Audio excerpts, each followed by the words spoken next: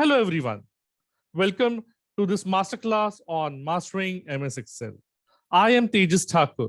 I'm the head of sales trainings at Kotak Mutual Funds. As you're all aware, in this series, we're going to look at 22 different topics in MS Excel. We have already covered 8 topics and the rest will be covered very soon. So welcome to this 9th video of the 22 video series. And this video, we're going to look at pivot tables. So let me take you to dump data. This is not a real data. This is a fabricated data which has been just created for the purpose of understanding. So let's assume I have different sheets, which either I have got from a raw data or I have used VLOOKUP, which we studied in the earlier videos and created this data sheet. Here, if you see, I have fund names, whether the fund is direct or regular, that column is there, AMC, categorization, and right from 1 year to 10 year, I have lump sum returns as well as SIP returns. Now, I want to get a small data out of this. One option which is available to you is to use filters and sorting. But that's a very crude method, and there are a lot of limitations to that method. A simpler method, which can be used for multiple things, would be to use a pivot. So let's start by creating a pivot first. How do you create it? I'm selecting the entire range, Control Shift, right arrow and down arrow. Then I'm going to say Alt DPP.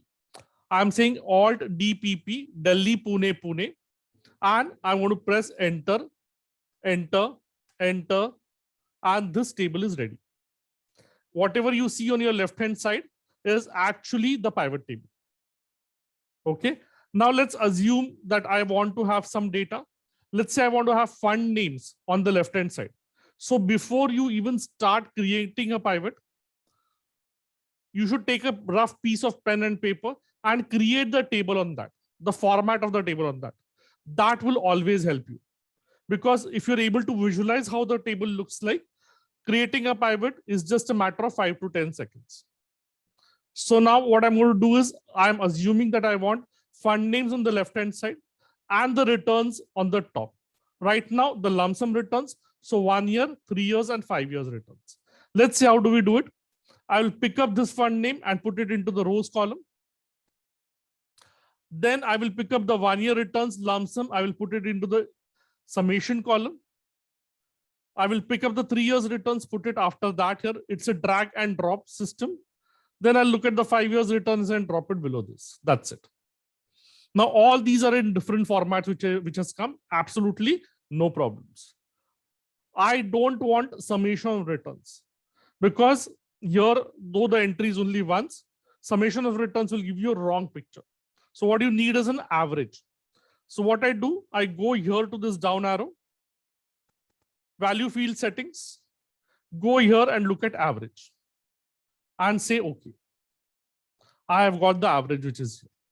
Similarly, I repeat this for this second thing, value field settings, average, okay. Now here count has come. I don't want a count here. I want the actual value, which is the average. So I'm going to go there also and change it. Value field settings, count sum average is there. I'm going to look at average and say okay. So what I've got in front of me is a table wherein the fund names are on the left hand side. On the top, if you see, the returns of 1, 3, and 5 years are there, and the value of those returns are there at the bottom. Now, let's say I want the same table, exactly the same table, but I want it for SIP returns. I am not going to create a fresh pivot. I'm just going to say select, copy, go here and do a paste. Now, if you see here, exactly the same table has been created. Now you will say, what is the point of this? No worries. Modifications are easy. So I'll just click here on the table. This is what gets opened up. I'm going to remove all of this. I don't want all of this. Drag and drop out. And I'm going to replace them by SIP returns 1 year SIP, 3 years SIP. And I go down and select the 5 years SIP. right? Same what we did earlier. Go here, value field settings, average, okay. Again, value field settings, average, okay. Value field settings, average, okay. So here I have got a similar table, but this is for SIP returns. Now let's say this comprises of a lot of things. So let's go to the next level of pivot, which is by using filters. So what I'm going to do is I'm just copy this table here. Okay. And I'm going to add filters to it. Let's start with adding only one filter. So let me click this. I want whether it is which AMC the fund does, I want to put it in the filters. So I've put AMC here. Nothing has changed here because if you see in the AMC category filter, all is selected. Now let's say I go here and select Kotak. What has happened? Only the Kotak fund returns have been shown here. So 1 year SIP, 3 year SIP, and 5 year SIP. Now let's say I want to add one more filter to this. I want to segregate between direct and regular plans. So let me just do that here. Direct and regular, I'm going to put it into the filter space here. Right? Now I just select the regular plans. So what I've got is from the big list of dumb data which I had, now I've filtered it for AMC and I've chosen Kotak here. I've chosen the regular plans of Kotak and I've got the 3 year, 1, 3 and 5 years SIP returns, average returns next to the plan names. Now, if I just want to change this here itself and go and check what is for Axis funds, I will just select it here and that's it. If I want to go for, let's say, Canara Robeco, I'll just select and that's it. Now, if I want to select for Axis and Kotak both, so what will I do? I'll select Axis here, go to multiple select Axis and then come in here, Kotak. So individual filters can be used, combo filters can be used, a lot of things can be done. Right? Now, let's say I want a different data format completely. So let me just copy this.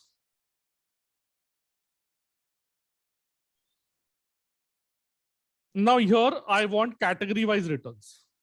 So this is not required. Okay. So what I'm going to do is I'm first going to look at filters. I'm going to change to all. All. And then I'm going to look at categories. So what I will do is I'll remove the fund name out, drag and drop out. I'll replace it by category. This is the return. And now I'll change this to regular plans. And this is the returns for regular plans. Fine. So it need not be that your first pivot and your second pivot should look similar. It can be completely different. Tomorrow, if you want to add on to data, you can go and refresh the pivot table here itself. If you refresh it, your data changes automatically. Now, let's say this, I don't want it in this format. This is too cumbersome. I just want it in a number format. So I'll just go here and change.